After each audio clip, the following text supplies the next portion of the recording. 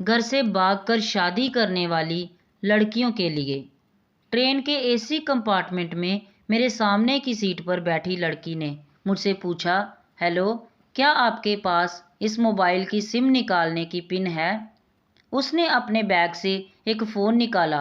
वह नया SIM card उसमें डालना चाहती थी, लेकिन सिम स्लॉट खोलने के लिए पिन की ज़रूरत पड़ती है, जो उसके पास नहीं थी। मैंने हाँ में गर्दन हिलाई और अपने क्रॉस बैग से पिन निकालकर लड़की को दे दी। लड़की ने थैंक्स कहते हुए पिन ले ली और सिम डालकर पिन मुझे वापस कर दी। थोड़ी देर बाद वह फिर से इधर उधर ताकने लगी। मुझसे रहा नहीं गया। मैंने पूछा, कोई परेशानी? वो बोली, सिम स्टार्ट नहीं हो रही। मैंने मोबाइल मांगा तो उसने दे दिया। मैंने उससे कहा कि सिम अभी एक्टिवेट नहीं हुई है, थोड़ी देर में हो जाएगी। एक्टिव होने के बाद आईडी वेरिफिकेशन होगा, उसके बाद आप इसे इस्तेमाल कर सकेंगी। लड़की ने पूछा, आईडी वेरिफिकेशन क्यों? मैंने कहा, आजकल सिम वेरिफिकेशन के बाद एक्टिवेट होती है। जिस नाम से ये सिम ली गई है उसका ब्यौरा पूछा जाएगा, बता देना। लड़की बुदबुदाई और मैंने दिलासा देते हुए कहा, इसमें परेशानी की कोई बात नहीं। वो अपने एक हाथ से दूसरा हाथ दबाती रही, मानो किसी परेशानी में हो। मैंने फिर विनम्रता से कहा, आपको कहीं कॉल करना हो तो मेरा मोबाइल इस्तेमाल कर लीजिए। लड़की ने कहा, जी फ़िलहाल नहीं, थैंक्स, लेकिन ये सिम किस नाम से खरीदी गई है मुझे नहीं पता। मैंने कहा, एक बार एक्टिव होने दीजिए, जिसने आपको सिम दी है उसी के नाम की ही होगी। उसने कहा, ओके, कोशिश करते हैं। मैंने पूछा, आपका स्टेशन कहाँ है? लड़की ने कहा, दिल्ली। और आप? लड़की ने मुझसे पूछा। मैंने कहा, दिल्ली में ही जा रहा हूँ, एक दिन का काम है। आप दिल्ली में रहती हैं या? लड़की बोली, नहीं नहीं, दिल्ली में कोई काम नहीं, ना ही मेरा घर है वहाँ। तो? मैंने उत्सुकतावश पूछा। वो बोली, दरअसल ये दूसरी ट्रेन है जिसमें आज मैं हूँ, और दिल्ली से तीसरी गाड़ी पकड़नी है, फिर हमेशा के लिए आज़ाद। लेकिन किस तरह की कैद से? मुझे फिर जिज्ञासा हुई। किस कैद में थी ये कमसिन अल्लड़ सी लड़की? लड़की बोली, उसी कैद में थी जिसमें हर लड़की होती है, जहाँ घर वाले कहें शादी कर लो, जब जैसा कहें वैसा करो। मैं घर से भाग चुकी हूँ। मुझे ताज्जुब हुआ, मगर अपने ताज्जुब को छुपाते हुए मैंने हंसते हुए पूछा, अकेली भाग रही हैं आप? आपके साथ कोई नज़र नहीं आ रहा। वो बोली, अकेली नहीं, साथ में है कोई। कौन? मेरे प्रश्न खत्म नहीं हो रहे थे। दिल्ली से एक और ट्रेन पकड़ूंगी, फिर अगले स्टेशन पर वो जनाब मिलेंगे, और इसके बाद हम किसी को नहीं मिलेंगे। ओह, तो ये प्यार का मामला है? उसने कहा, जी। मैंने उसे बताया कि मैंने भी लव मैरिज की है। ये बात सुनकर वो खुश हुई, बोली, वाओ, कैसे, कब? लव मैरिज की बात सुनकर वह मुझसे बात करने में रुचि लेने लगी। मैंने कहा, कब, कैसे, कहाँ, वो मैं बाद में बताऊंगा। पहले आप बताओ, आपके घर में कौन कौन है? उसने होशियारी बरतते हुए कहा, वो मैं आपको क्यों बताऊं? मेरे घर में कोई भी हो सकता है, मेरे पापा, मम्मा, भाई बहन, या हो सकता है भाई ना हो, सिर्फ बहनें हों, या ये भी हो सकता है कि बहनें ना हों और दो चार गुस्सा करने वाले बड़े भाई हों। मतलब मैं आपका नाम भी नहीं पूछ सकता? मैंने काउंटर मारा। वो बोली, कुछ भी नाम हो सकता है मेरा, टीना, मीना, रीना, कुछ भी। बहुत बातूनी लड़की थी वो। थोड़ी देर इधर उधर की बातें करने के बाद उसने मुझे एक चॉकलेट दी, जैसे छोटे बच्चे देते हैं क्लास में, और बोली, आज मेरा बर्थडे है। मैंने उसकी हथेली से चॉकलेट उठाते हुए बधाई दी और पूछा, कितने साल की हो गई हो? वो बोली, 18 की। मतलब भागकर शादी करने की कानूनी उम्र हो गई है आपकी। वह हंसी। कुछ ही देर में काफ़ी फ्रैंक हो चुके थे हम दोनों, जैसे बहुत पहले से जानते हों एक दूसरे को। मैंने उसे बताया कि मेरी उम्र 35 साल की है, यानी 17 साल बड़ा हूँ मैं आपसे। उसने चुटकी लेते हुए कहा, लग तो नहीं रहे हो। मैं मुस्कुरा दिया। मैंने उससे पूछा, तुम घर से भागकर आई हो? तुम्हारे चेहरे पर चिंता के निशान जरा भी नहीं हैं। इतनी बेफिक्री मैंने पहली बार देखी। खुद की तारीफ सुनकर वह खुश हुई। बोली, मुझे उन जनाब मतलब मेरे लवर ने पहले से ही समझा दिया था कि जब घर से निकलो तो बिल्कुल बिंदास रहना, घर वालों के बारे में बिल्कुल मत सोचना, अपना मूड बिल्कुल ख़राब मत करना, सिर्फ मेरे और हम दोनों के बारे में सोचना। और मैं वही कर रही हूँ। मैंने फिर चुटकी ली और कहा, उसने तुम्हें मुझ जैसे अनजान मुसाफिरों से दूर रहने की सलाह नहीं दी? उसने हंसकर जवाब दिया, नहीं, शायद वह भूल गया होगा ये बताना। मैंने उसके प्रेमी की तारीफ करते हुए कहा, वैसे तुम्हारा बॉयफ्रेंड काफ़ी टैलेंटेड है। उसने किस तरह से तुम्हें अकेले घर से रवाना किया, नई सिम और मोबाइल दिया, 3 ट्रेनें बदलवाईं ताकि कोई ट्रैक ना कर सके। Very talented person. लड़की ने हामी भरी और बोली, बहुत टैलेंटेड है वो, उसके जैसा कोई नहीं। मैंने उसे बताया कि मेरी शादी को 10 साल हुए हैं, एक बेटी है 8 साल की और एक बेटा 2 साल का। ये देखो उनकी तस्वीर। मेरे फ़ोन पर बच्चों की तस्वीर देखकर उसके मुंह से निकल गया, सो क्यूट। मैंने उसे बताया कि जब मेरी बेटी पैदा हुई तब मैं कुवैत में था, एक पेट्रो कंपनी में बहुत अच्छी जॉब थी मेरी, बहुत अच्छी सैलरी थी।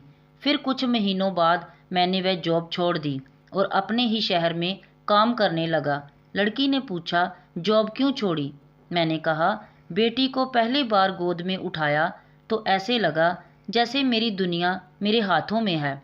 30 दिन की छुट्टी लेकर घर आया था, वापस जाना था लेकिन जा ना सका।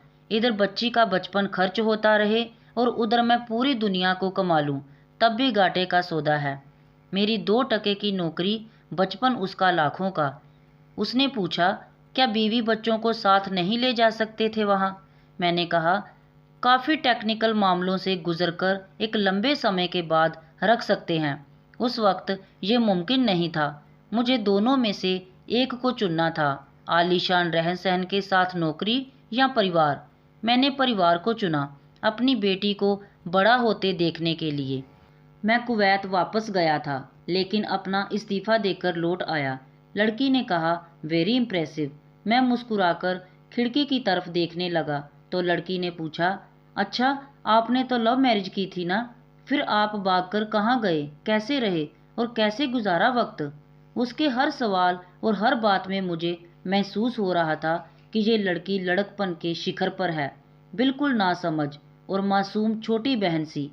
मैंने उसे बताया कि हमने भागकर शादी नहीं की और ये भी है कि उसके पापा ने मुझे पहली नज़र में सख्ती से रिजेक्ट कर दिया था। उन्होंने आपको रिजेक्ट क्यों किया? लड़की ने पूछा। मैंने कहा, रिजेक्ट करने का कुछ भी कारण हो सकता है, मेरी जाति, मेरा नाम या घर परिवार। बिल्कुल सही, लड़की ने सहमति दर्ज कराई और आगे पूछा, फिर आपने क्या किया? मैंने कहा, मैंने कुछ नहीं किया, उसके पिताजी ने रिजेक्ट कर दिया। वहीं से मैंने अपने बारे में अलग से सोचना शुरू कर दिया था। खुशी ने मुझे कहा कि बाग चलते हैं। मेरी वाइफ का नाम खुशी है। मैंने 2 टुक मना कर दिया। वह 2 दिन तक लगातार जोर देती रही कि बाग चलते हैं, पर मैं मना करता रहा। मैंने उसे समझाया कि भागने वाले जोड़े में लड़के की इज्जत पर कोई खास फर्क नहीं पड़ता, जबकि लड़की के पूरे कुल की इज्जत चली जाती है। भागने वाला लड़का उसके दोस्तों में हीरो बन जाता है, हीरो माना जाता है, लेकिन इसके विपरीत जो लड़की प्रेमी संग भाग रही है वह कुल्टा कहलाती है। मोहल्ले के लड़के उसे चालू कहते हैं। बुराइयों के तमाम शब्दकोश लड़की के लिए इस्तेमाल किए जाते हैं। भागने वाली लड़की आगे चलकर 60 साल की वृद्ध भी हो जाए तब भी जवानी में किए उसके कांड का कलंक उसके माथे पर से नहीं मिटता। मैं मानता हूँ कि लड़का लड़की को तोलने का ये दोहरा मापदंड गलत है, लेकिन हमारे समाज में है तो यही। ये नज़रिया गलत है मगर सामाजिक नज़रिया यही है। वो अपने नीचे का होंठ दांतों तले पीसने लगी। उसने पानी की बोतल का ढक्कन खोलकर एक घूंट पिया। मैंने कहा, अगर मैं उस दिन उसे भगा ले जाता तो उसकी माँ तो शायद कई दिनों तक पानी भी ना पीती। इसलिए मेरी हिम्मत ना हुई कि ऐसा काम करूं। मैं जिससे प्रेम करूं उसके माँ बाप मेरे माँ बाप के समान ही हैं, चाहे शादी ना हो तो ना हो। कुछ पल के लिए वह सोच में पड़ गई, लेकिन मेरे बारे में और अधिक जानना चाहती थी। उसने पूछा, फिर आपकी शादी कैसे हुई? मैंने बताया कि खुशी की सगाई कहीं और कर दी गई थी। धीरे धीरे सब कुछ नॉर्मल होने लगा था। खुशी और उसके मंगेतर की बातें भी होने लगी थी फ़ोन पर। लेकिन जैसे जैसे शादी नज़दीक आने लगी, उन लोगों की डिमांड बढ़ने लगी। डिमांड मतलब? लड़की ने पूछा। डिमांड का एक ही मतलब होता है, दहेज की डिमांड। जैसे परिवार में सबको सोने के गहने दो, फिर दूल्हे को लग्जरी कार चाहिए, सास और ननद को नेकलेस दो, वगैरह वगैरह। बोले, हमारे यहाँ रीत है। लड़का भी इस रीत की अदायगी का पक्षधर था। वो सगाई मैंने तुड़वा डाली, इसलिए नहीं कि सिर्फ मेरी शादी इससे हो जाए, बल्कि ऐसे लालची लोगों में खुशी कभी खुश नहीं रह सकती थी, ना उसका परिवार। फिर किसी तरह घर वालों को समझा बुझाकर मैं सामने आ गया और हमारी शादी हो गई। ये सब किस्मत की बात थी। लड़की बोली, चलो अच्छा हुआ आप मिल गए। ज़रूरी नहीं कि माता पिता का फैसला हमेशा सही हो, और यह भी ज़रूरी नहीं कि प्रेमी जोड़े की पसंद सही हो। दोनों में से कोई भी गलत या सही हो सकता है। काम की बात यहाँ ये है कि कौन ज़्यादा वफादार है। लड़की ने फिर से पानी का घूंट लिया और मैंने भी। लड़की ने तो तर्क दिया कि हमारा फैसला गलत हो जाए तो कोई बात नहीं, उन्हें ग्लानि नहीं होनी चाहिए। मैंने कहा, फैसला ऐसा हो जो दोनों का हो, बच्चों और माता पिता दोनों की सहमति, वो सबसे सही है। बुरा मत मानना, मैं कहना चाहूँगा कि तुम्हारा फैसला तुम दोनों का है, जिसमें तुम्हारे पेरेंट्स शामिल नहीं हैं। ना ही तुम्हें इश्क का असली मतलब पता है अभी।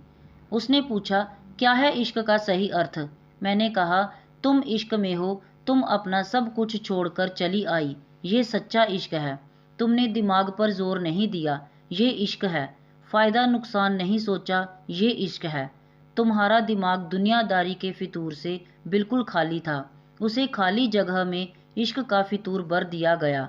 जिन जनाब ने इश्क को भरा, क्या वो इश्क में नहीं है? यानी तुम जिसके साथ जा रही हो वो इश्क में नहीं, बल्कि होशियारी, हीरोगिरी में है। जो इश्क में होता है वो इतनी प्लानिंग नहीं कर पाता है, 3 ट्रेनें नहीं बदलवा पाता है, उसका दिमाग इतना काम ही नहीं कर पाता। कोई कहे मैं आशिक हूँ और वह शातिर भी हो, यह नामुमकिन है। मजनू इश्क में पागल हो गया था, लोग पत्थर मारते थे उसे। इश्क में उसकी पहचान तक मिट गई। उसे दुनिया मजनू के नाम से जानती है, जबकि उसका असली नाम कैस था, जो नहीं इस्तेमाल किया जाता। वह शातिर होता तो कैस से मजनू ना बन पाता। फरहाद ने श्री के लिए पहाड़ों को खोदकर नहर निकाल डाली थी और उसी नहर में उसका लहू बहा था।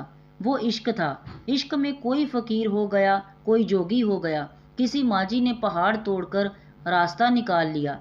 किसी ने अतिरिक्त दिमाग नहीं लगाया, चालाकी नहीं की। लालच, हवस और हासिल करने का नाम इश्क नहीं है। इश्क समर्पण करने को कहते हैं, जिसमें इंसान सबसे पहले खुद का समर्पण करता है, जैसे तुमने किया। लेकिन तुम्हारा समर्पण हासिल करने के लिए था, यानी तुम्हारे इश्क में लालच की मिलावट हो गई। लड़की अचानक खो सी गई। उसकी खिलखिलाहट और चुलबुलापन एकदम से खामोशी में बदल गया। मुझे लगा मैं कुछ ज़्यादा बोल गया, फिर भी मैंने जारी रखा। मैंने कहा, प्यार तुम्हारे पापा तुमसे करते हैं। कुछ दिनों बाद उनका वज़न आधा हो जाएगा। तुम्हारी माँ कई दिनों तक खाना नहीं खाएगी, ना पानी पिएगी, जबकि आपको अपने आशिक को आजमा कर देख लेना था। ना तो उसकी सेहत पर फर्क पड़ता, ना दिमाग पर। वो अक्लमंद है, अपने लिए अच्छा सोच लेता। आजकल गली मोहल्ले के हर तीसरे लोंडे लपाटे को जो इश्क हो जाता है, वो इश्क नहीं है, वो सिनेमा जैसा कुछ है। एक तरह की स्टंटबाजी, डेयरिंग, अलग कुछ करने का फितूर, और कुछ नहीं। लड़की के चेहरे का रंग बदल गया। ऐसा लग रहा था वो अब यहाँ नहीं है। उसका दिमाग किसी अतीत में टहलने निकल गया है। मैं अपने फ़ोन को स्क्रॉल करने लगा, लेकिन मन की इंद्री उसकी तरफ ही थी। थोड़ी ही देर में उसका और मेरा स्टेशन आ गया। बात कहाँ से निकली थी और कहाँ पहुँच गई। उसके मोबाइल पर मैसेज टोन बजी। देखा, सिम एक्टिवेट हो चुकी थी। उसने चुपचाप बैग में से आगे का टिकट निकाला और फाड़ दिया। मुझे कहा, एक कॉल करना है। मैंने मोबाइल दिया। उसने नंबर डायल करके कहा, सॉरी पापा, और सिसक सिसक कर रोने लगी। सामने से पिता भी फ़ोन पर बेटी को संभालने की कोशिश करने लगे। उसने कहा, पापा आप बिल्कुल चिंता मत करिए, मैं घर आ रही हूँ। दोनों तरफ से भावनाओं का सागर उमड़ पड़ा। हम ट्रेन से उतरे। उसने फिर से पिन मांगी। मैंने पिन दी। उसने मोबाइल से सिम निकालकर तोड़ दी और पिन मुझे वापस कर दी। दोस्तों, मेरी ये आज की कहानी देश की सभी लड़कियों को समर्पित है। मेरा ये दावा है कि माता पिता से ज़्यादा तुम्हें दुनिया में कोई प्यार नहीं करता। कहानी पढ़कर शेयर अवश्य कीजिएगा। शायद कोई परिवार, कोई बेटी और उनका भविष्य इससे बच जाए। दोस्तों, कहानी को लाइक शेयर करना ना भूलें और अगर चैनल पर नए हैं तो सब्सक्राइब अवश्य कर लें। धन्यवाद।